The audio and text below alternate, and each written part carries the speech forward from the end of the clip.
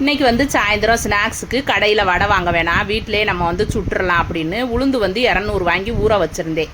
அதையெல்லாம் ஆட்டி எடுக்கும்போது நிறையா மாவு வந்துருச்சு. அதை எடுத்து வச்சு என்ன செய்ய தனியாக அப்படின்ட்டு எல்லாமே போட்டு நம்ம வந்து வடையை சுட்டுறலாம்னு சுட்டெடுத்தா ஒரு தட்டு வந்துருச்சு. விற்க போகிறது கணக்கா இருந்தாலும் பரவாயில்ல, 4 பேர் இவ்வளோ வடையாக சாப்பிட போகிறோம், சாப்பிட்ட மிச்சம் இருந்தால் பக்கத்தில் எல்லாம் கொடுத்துடலாம் அப்படின்னு எல்லாத்தையுமே சுட்டு எடுத்துகிட்டேன். எடுத்து மாவை தனியாக எடுத்து வச்சு ஒரு பிரயோசனம் இல்லை. 2 நாள் ஆனால் அது எப்படியோ நாளைக்கே வச்சாலுமே அது எப்படியோ போகும்.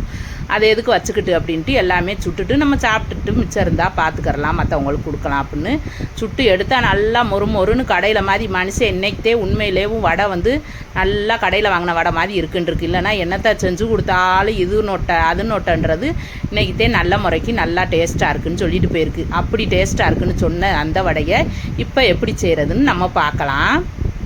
அதுக்கு வந்து நான் வந்து 200 உளுந்துதே வாங்கினேன். அதே நம்ம இவ்வளவு மாவு வந்துருச்சு. மாவெல்லாம் வலித்து தோண்டி ஒரு குண்டா சட்டியில் போட்டு அதிலே வந்து மல்லித்தலை, கருவேப்பிலை, பச்சை மிளகா அதெல்லாம் பொடிசாக நறுக்கி போட்டாச்சு. அப்புறம் ஒரு 4 வெங்காயத்தை வந்து பெரிய வெங்காயத்தை நறுக்கி வச்சுருந்தேன். அதையுமே பொடிசாக நறுக்கி வச்சுருந்ததை போட்டு அது மேலே வந்து ஒரு 10-15 மிளகை போட்டு உப்பும் போட்டு தேவையான அளவு உப்பும் போட்டு நல்லா கையை விட்டு அடித்து கலந்து வச்சாச்சு. எண்ணெயை வந்து சைடில் கொதிக்க விட்டு அதுவும் நல்லா காஞ்சிருச்சு. காஞ்சிக்கிட்டு இருக்கும்போது லேசாக தண்ணியை தொட்டுக்கிறணும். கையில் தொட்டுட்டு அந்த தண்ணியை வந்து கையில் இருக்க தண்ணியை உதறி விட்டுறணும். இல்லைன்னா மாவுக்குள்ளேயே தண்ணி போய்கிட்டே இருக்கும். நம்ம ஒரு வடைக்கும் கையை முக்கி எடுக்கும்போது மாவுக்குள்ளே தண்ணி நிறையா வந்துடும். அதனால் உதறி விட்டுட்டு எடுத்து ஒரு வடையை ஃபஸ்ட்டு நம்ம போட்டு எடுத்து சாப்பிட்டு பார்க்கணும். உப்பு எல்லாம் கரெக்டாக இருக்கா, எண்ணெய் குடிக்குதா குடிக்கலையா, எல்லா வடையும் போட்டோம்னா நம்ம வந்து எண்ணெய் குடிச்சிக்கிட்டு இருந்துச்சுன்னா அது வந்து நல்லா இருக்காது. அப்புறம் பார்க்கும்போது ஒன்று எடுத்து பார்க்குறேன், லைட்டாக எண்ணெய் குடிச்சாப்புலதே இருந்துச்சு, நல்லா வரல. சரின்னு கொஞ்சம் அரிசி மாவையும் போட்டு கலந்து சுட்டுறலாம்னு சுட்டாச்சு. ஏன்னா கொஞ்சம் 1 மணி நேரத்துக்கு மேலே ஊறிடுச்சு, அதனால அப்படி எண்ணெய் குடிச்சிருக்கு.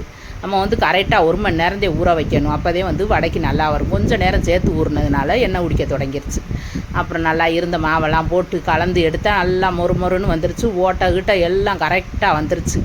எல்லாம் எடுத்து சாப்பிட்டா சூப்பராக இருந்துச்சு வடை. டீ ஒன்றுதையும் போடாமல் விட்டுவிட்டேன், ஏன்னா பால் வாங்க போக மாட்டேன்ருந்துச்சு. அதனால் டீ போடாமல் விட்டேன். வெறும் வடையவே சாப்பிடுங்கன்னா ஆளுக்கு ஒரு 5-6 வடை சாப்பிட்டுச்சுங்க. கடையில் வாங்கினா அத்தனை வடை சாப்பிட முடியுமா? என்ன அதே இருந்தாலும் நம்ம வீட்டில் டேஸ்ட்டே இல்லாமல் வச்சாலும் அதை வந்து நம்ம வகுத்துக்கு சாப்பிட்லாம். ஆனால் நம்ம கடையில் வாங்குறத 1-2 சாப்பிட முடியும். அதனாலதே நம்ம வந்து அதிகமாக எதனாலும் வீட்டில் செஞ்சு கொடுப்போம். ருசி இல்லாட்டியும் பரவாயில்ல, நம்ம வீட்டில் செஞ்சால் அதுக்கு ஒரு மதிப்புதே, அதுக்கு ஒரு டேஸ்ட்டுதே, அதுக்கு ஒரு ஆசைதே. அப்படித்தே நம்ம வந்து செஞ்சு சாப்பிட்டுக்கிறணும். இந்த முடியாத நேரம் என்ன செய்ய, நீ கடையில் வாங்குவோம் அப்படின்ட்டு இருந்தாத்தே நம்ம கடையில் வாங்கிக்கிறணும். மற்ற நேரம்லாம் நம்ம வீட்டிலே செஞ்சு கொடுத்துறணும். இன்றைக்கி வந்து நான் சூப்பரான வடை சுட்டு எனக்கே இது பெருமையாக இருக்குது.